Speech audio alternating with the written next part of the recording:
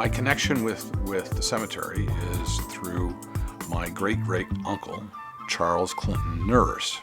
I never knew my great-great-uncle, but I have read about him. He wrote an autobiography. It was to be kept in the family, but he wrote an autobiography to his nephew, my grandfather. And the autobiography is a fascinating story of a young man who came to Iowa in 1851. He had a degree from Transylvania University in law, and he had practiced with some attorneys in Kentucky.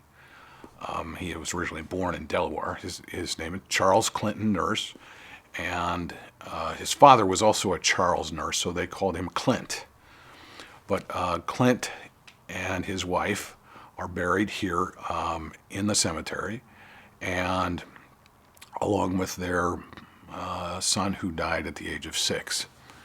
The story of Clinton Nourse is an incredible story of someone who took a great risk by coming west, and with $5 in his name, landed in Burlington, Iowa.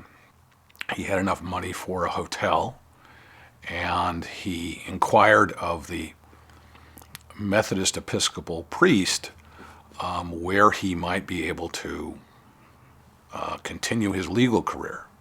Well, it just so happened that the Supreme Court of Iowa was sitting in Burlington on that particular weekend.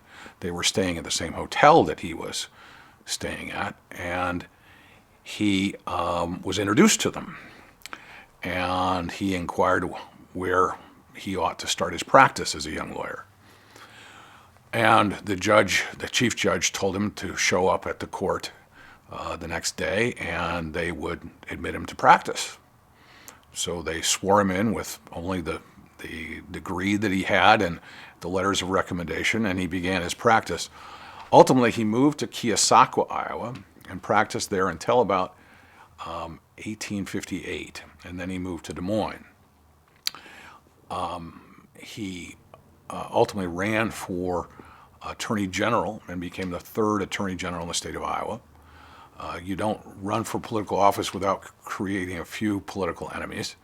After his second term as Attorney General, he held the position of judge in Des Moines. But in those days, judges had to run for election against an opponent. We don't do that anymore, but there was an election. And he bowed out when he recognized that most of his political opponents from the previous race were against him.